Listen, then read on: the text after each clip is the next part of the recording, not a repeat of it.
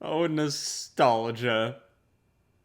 And trauma. Portable video devices. This is something I'm definitely used to from back in the day, the early to mid 2000s.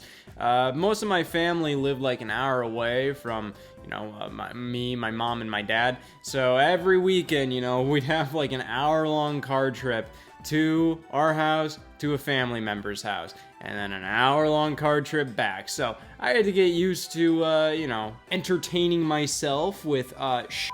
So, there was the portable DVD players, iPods, all that stuff. But before a lot of that, I had something like Game Boy Advance Video. And hopefully sympathy as well. This was one of the coolest damn things when it came out. Pretty much just full TV episodes of TV shows running at the time for kids on your Game Boy Advance. And yeah, they came in boxes like this, which was definitely a bit different from your normal Game Boy Advance box. They were in a completely different orientation for one. I assume that's because they didn't want to confuse any parents when it came to shows like Pokemon. Pokemon had a couple Game Boy Advance video releases, and you don't really want to confuse those with the Pokemon games. So you had to make sure the consumer knew damn well that Nicktoons Collection Volume 2, that's not the game, those are the videos. The cartridges themselves had to be like a completely different color. Like, they wanted to make sure these weren't like considered full-blown like actual Game Boy Advance games.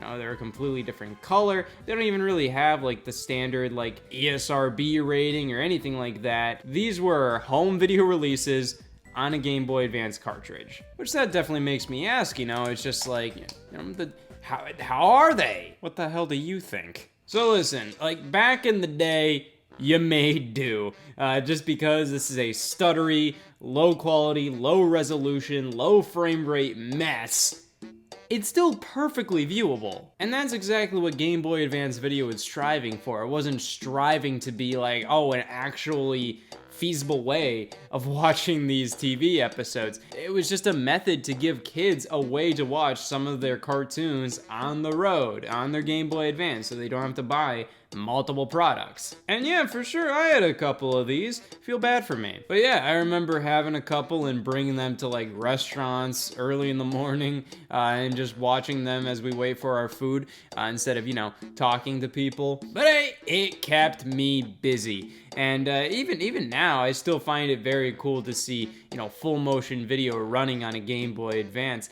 As quality as this is, and saying that makes it sound like it's just like, wow, I consider this quality for the Game Boy Advance. Yeah, this runs fairly well, and they're showing full-blown 11-minute, 22-minute, sometimes full-length feature films on the Game Boy Advance. It's not like a little cutscene here and there in a video game. Nah, these are full-blown like episodes of shows, which, hey, like back in the day, that was a lot to put on one Game Boy Advance cartridge. So yeah, as lame as this is nowadays, and how you can look at this and be like, who the hell would watch this? I the hell watched it, and it was perfectly serviceable at the time. Because when you take a look at Game Boy Advance Video's competition, it had none. This was another personal video device that I had, the Tiger Electronics VideoNow. It had a very similar premise to Game Boy Advance Video, and by that I mean like it utilized like a lot of the same IP. Game Boy Advance Video had a lot of Nickelodeon shows. They had a couple Disney, Cartoon Network as well. And VideoNow really did kind of go for that market. As you can see here, it's mainly advertising Nickelodeon stuff. And what this was like a dedicated small mini DVD player that you just hold like this, and yeah, you'd pop the disc in there and it would play the shows on, that little 2-centimeter screen. And I love that it kind of advertises its downgrades as almost like features. Sharp black and white display. Black and white? This was 2003, you'd think we'd be past that, but I guess Tiger looked at the popularity of the Game Boy throughout the 90s, and that wasn't color, so it's just like, hey, as long as you have the content there, people will buy into it. They don't care if it's black and white. I definitely didn't. I just was happy to have like these shows that I really liked in the palm of my hands back when, you know, that just wasn't feasible for a kid. And Tiger Electronics definitely took advantage of that. I definitely had a couple VideoNow releases. I had a couple like SpongeBob, Nickelodeon multi-pack releases, all that kind of stuff. But this is a little demo disc that came with most VideoNow players back in the day, if not all of them. And yeah, I remember playing through this one. This one has the SpongeBob episode Band Geeks, as well as like a little promo video for all the other VideoNow releases. And I remember the public domain music that they used in this promo disc, I would listen to a lot. When I was a kid, I would do a lot of thinking about like, oh man, what if I had my own show, my own movie, my own video game and all that. So I would kind of take media that I really liked and maybe soundtracks that were in that media, and I would kind of just like go outside and just like listen to it on like my iPod or, you know, VideoNow. And I would just kind of let my mind go as to if like, oh, what if my show used this music or something, or what would I do in my show or something. And I just have a lot of memories of listening to the promo video on this demo disc because it had that music. And you know what else had that music? I'm pretty damn sure Hasbro Family Game Night 3.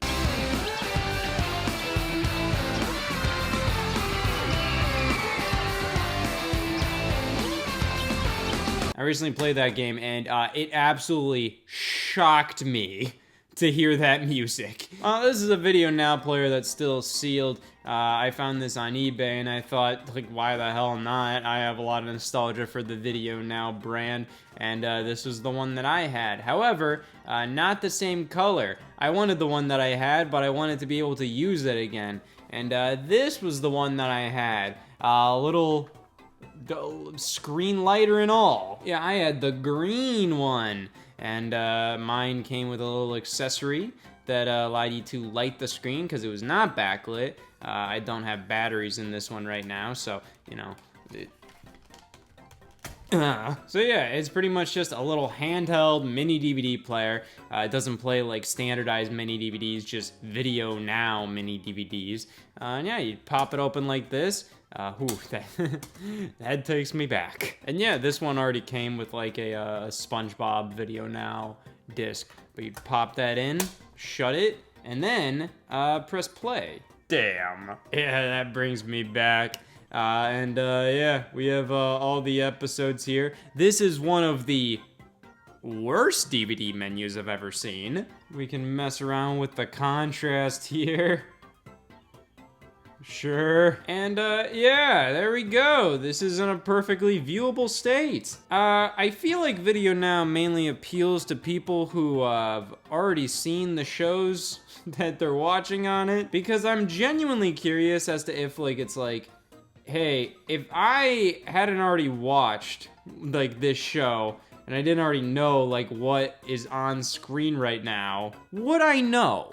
Could I be able to tell from this screen? I'm not sure if I could, because even then, I haven't seen this episode in a while. You know, like I'm looking at it all from an angle. It's already a little difficult to tell, like, all right, what exactly is going on here? But this should show you that, hey, back then, quality wasn't necessarily an issue as long as it got the job done, which is all you can really say about VideoNow. This was made for children. So if you ever look at Game Boy Advance video and go like, oh my God, like, how could somebody live with that? Well, I was able to live with that, but I was barely able to survive this. Damn, just like getting next through the chapters makes it sound like it's really struggling. Why does it make that noise? Then that's it. I always liked this preview disc, how it had all the different characters on it. It reminded me of a lot of the VideoNow like promotional material, like they'd use, you know, this disc as a way to advertise like, oh, VideoNow discs and stuff. So, you know, I was like, oh man, I have the VideoNow disc. But I pretty much just need to see this damn promo video.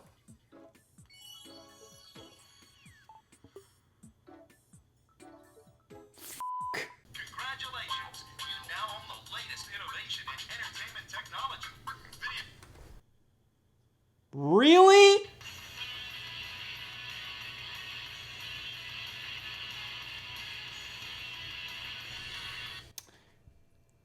Okay, so I'm not sure if the Hasbro Family Game Night 3 theme is the exact same. It's pretty damn close, though. So pretty much, I just wanted to take a look at both of these personal media players from my childhood, personal media players specifically designed for kids, and just kind of go, just like, all right, which one was better? It was this one. But I believe VideoNow overall was like inherently like cheaper to just get into, quick and dirty. Just get a VideoNow player, get a VideoNow DVD disc or something. Hell, you got a free one with the player back then, and you know kids will just rewatch the same thing over and over again. So just because this only had like a couple VideoNow promos on it and like one episode of SpongeBob, that one episode of SpongeBob for a kid in the mid 2000s went a long damn way. Game Boy Advance video was pretty damn cool for the time.